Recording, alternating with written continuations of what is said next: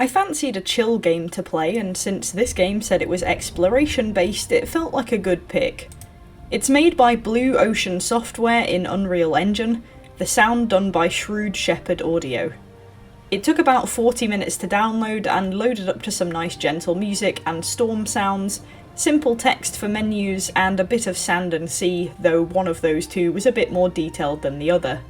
The first thing it did was offer me Christmas mode, which I declined initially, but don't worry viewer, I'll show it to you later.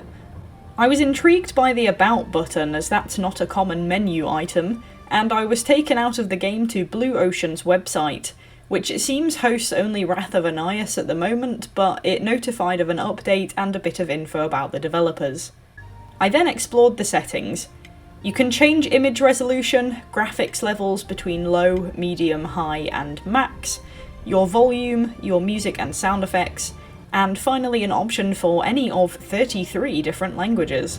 There's also a feedback button which leads to an MS Forms for your feedback on the game. There were no credits on the menu though, which seemed odd. I kicked off a new game which decked my FPS down to 2 as it loaded, but I made it into a narrated intro to the game. A guy gets the option to trade his body for power, but much like every trade deal, it comes with terms and conditions. Namely that he was cursed to be a phantom and could do whatever he wanted, but only within the limits of the island. So he decided to make his giga spooky lighthouse to lure more people in so he could take their souls, and his lighthouse can warp perception so they don't realise that they're getting trapped.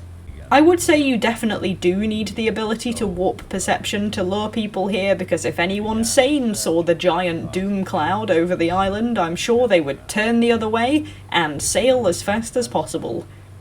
You are the unfortunate next victim of Skeletor, also known as Anias Krieg, and it's up to you to try and escape after your boat gets wrecked by a cannonball, which is kind of funny since the sound effect for it sounds like a bunch of tin cans getting knocked down.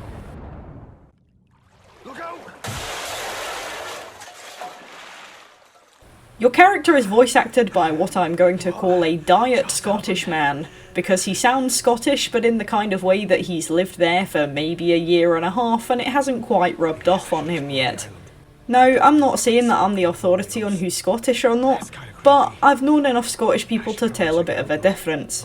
But if this guy is actually Scottish, then I will apologise and eat my words, and my haggis. Your first job is to go look at a lighthouse, which I ignored because I wanted to explore and see the HUD first. You have a task alert, a coin counter out of 50, and a relic counter out of 5. It's WASD to move, space to jump, shift to sprint which has no limit, escape for your menu, and M for a map of the island, which I found by standing still and button poking, since the game doesn't show you the controls in the initial menu, but it does show you them in the escape menu after you've already started the game. There's no tutorial, but it's not too hard to pick up, and the island is small enough that you don't really need the map. Plus, the map has no markers and doesn't track you, so it's really only good for giving you a heads up that the piece of beach you're entering doesn't connect all the way round. It takes a bit of time to cross the island, but your endless sprint pool and the fact your character leaps across the plains like a gazelle means you do have to do a bit of running, but not so much that it's tedious. On the island there are coins, as mentioned, which seem to have a picture of a shepherd on them for some reason. Assuming that's an homage to the audio makers, but not sure. These are here to encourage you to explore, which some of them do since they're in corners and at edges of beach, but a lot of them are on the beaten path, so really they encourage you being on-road more than off-road. Relics are another feature which you can find at shrines, and these also persuade you to explore, except I'm pretty sure the 5th relic isn't in the game at the time I've played it, so sorry completionists, you're gonna have to settle for 80%. After dodging the task for long enough, I went to the lighthouse, which went all doom and gloom and gave me a glance at Skeletor, then told me to get lost as I needed to find 3 keys, which seemed odd since there were no actual keyholes to insert them into, but goose chase it is. The island has a gloom limit all around it, which is quite funny since everything can be bright and sunny with nice music, and then one step left and suddenly it's all pain and misery. It's like when you cross the threshold into work and all of the joy gets sucked out of your soul. I then went to explore and immediately died of fall damage, which was so abrupt it actually jump scared me. But if you die, you have two choices. You can reload from the last checkpoint or from the last save, if you remember whichever one happened more recently. You can save as many times as you want in the menu. Now seems a good time to mention some of the glitches. Bear with me on this because this was one of those games where glitches happened, but they seemed to happen differently each time and for no apparent reason. The save is unreliable, not just in where it reloads from, but also what state it respawns in. Take the following examples. One time I died to an electric lake. I reloaded from a save right next to the lake. I died in the lake again. I reloaded my save again, but this time it reloaded from the save before the save next to the lake, and undid some of my progress, namely it took a relic off me. Before I died I had 3, but after I reloaded I only had 2. So I went back to get the relic, and it was gone. 3 relics were all disappeared from their shrines, but only 2 were there in my tracker. I also had a key taken off me, but I went back to collect this. However, weirdly, the knife item that I had already collected respawned, despite the fact it was already in my inventory. In a later instance, I had played a fair amount, then I reloaded the game in order to finish it. At this point, I had about 43 coins and was really struggling to find any more, but when I loaded into the game, pretty much all the coins had respawned, to the point where I not only collected all of them, but I collected over the amount required. I tried to do a test reload later in the game whilst I was playing Christmas mode to see if the coins would respawn every time I came out the game and went back in. I found a spot and chose to use the save and exit button rather than the save and then quitting, as that was the button that I'd used right before the coins respawned the first time. However, when I then loaded into the game, it chose to load from the save before where I'd been, where I saved and exited. I tried again, saving specifically, and then pressing save and exit, and when I loaded it this time, it used the right save, but the coins didn't respawn. Similarly, on one instance, when I came back into the game after going out of it, approaching the lighthouse to use the keys on it initiated the cutscene at the beginning of the game and the dialogue saying that you aren't sure you should go to the lighthouse. But on another instance, loading back into the game, this didn't trigger. I'm not sure how the game saves and reads its save files. All I know is that it's a game of roulette whether your save actually saves or if you'll be deducted items on loading back in. Or given them. Who knows? There are a handful of things to find on the island, about half of which matter and half of which don't. Somehow on my first run I found the most labour-intensive key first, but I can blame that partly on blindness and partly on prompting. The game prompts you to find a knife when you find a rope that needs cutting, and when you find the knife it prompts you to cut the rope. It also prompts you to pull a lever, but what it does not do is prompt you to push this box that you need to get a key. In fact, it gives you no indication at all that the box is interactable.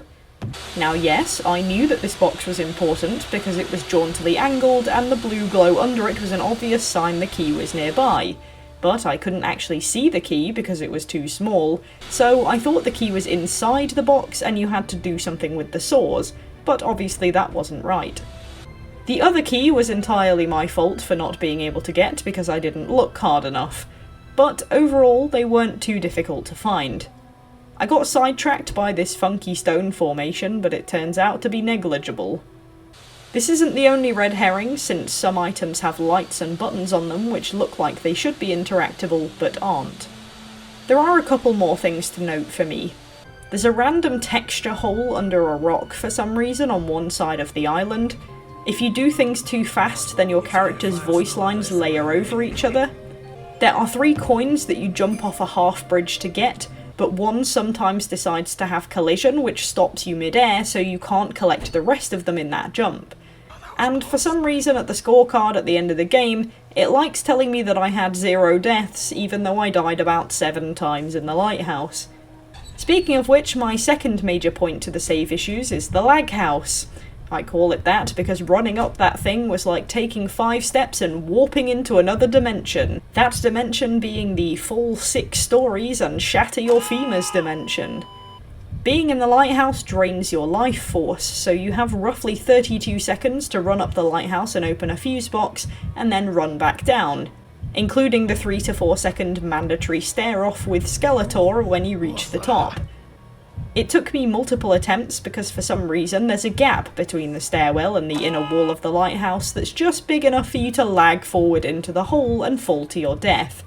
I thought it might be the swirly shadows that were taking up the frame rate, so I dropped the quality settings, which did help somewhat, but it didn't entirely fix it. I had to stop sprinting all the way up and just run normally, because even strafing hard wasn't enough to stop me flying off the stairs, and running normally just about kept me on them up and down for me to get out in time. The environment is generally pretty well done. It's not full realism, but it's a nice environment to run about in. There's a big shiny sun that whites out your screen almost if you look into it, and there are shadowy patches in the caves which are actually really dark if you have it on max settings. There was a note in a cave that I missed the first time because it was just too dark to see it.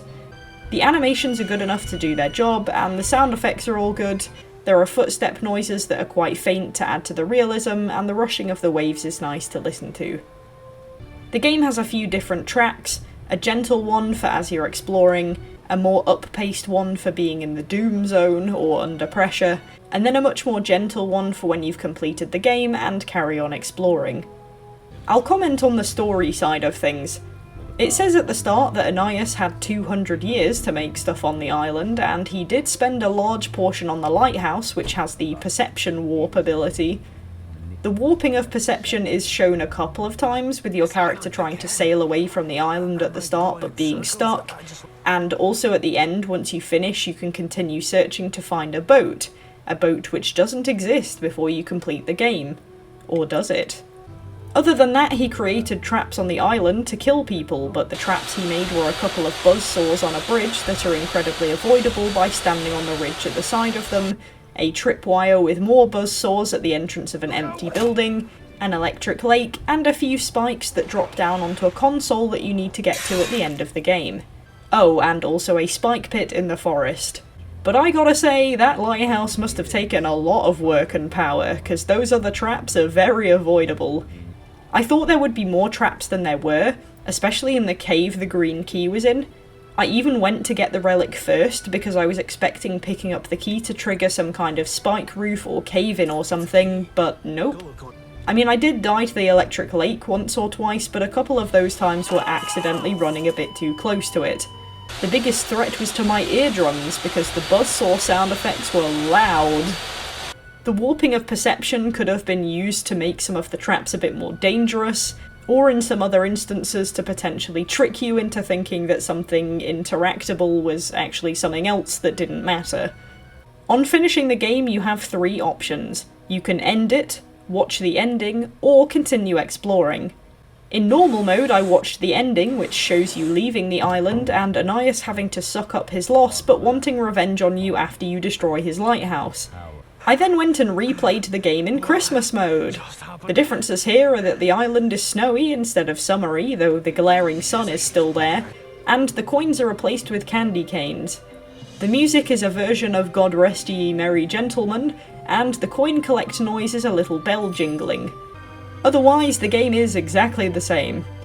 This time though, I decided to continue exploring on completing the game, and you can go up and see the destroyed lighthouse and also clip inside it if you want. You also get to see the credits after you complete it, which reveals that there were 9 people that made it. Overall, it's a pretty decent game. There's a bit to explore, but not that many actual features to the map. It's a tad unsteady with the saves and has some frame rate or lag issues in places. The environment and music are nice, and it's a decent enough premise, but the threat level I didn't feel was really there because there were only a handful of traps, some which were really easily avoidable and some that are actually hard to even find, like the spike pit. Or there were opportunities to add in traps that weren't taken. The spike pit trap would have been more effective near the structure the red key was in, as it's likely that people would spot the structure and run towards it, and that's where you'd catch them, instead of it being buried quite far back in the woods in an area where there isn't actually anything to see. As said before, the cave would have been a good time to put in a trap, and potentially some of the unused or uninteractable aspects of the map, such as the stone circle, could have been used to be sort of interactable, but only in the way that they might have had a trap attached to them if you tried to do something with them. The relics are a good incentive to explore, as are the coins, but I have no idea where the last 7 would have been if the bonus coins hadn't spawned. The voice acting is good, and the environment is nice, even if it does load in a bit flickery in places. If you know what you're doing, you can finish the game in about 15 minutes, but it took half an hour for me to play through the first time, exploring everything and running about. It's a decent little game for the small team that made it, despite its little flaws, so I would give Wrath of Anias a 7.5 out of 10. It's a fairly decent little game for the small team that made it, despite its little... Can you not, please?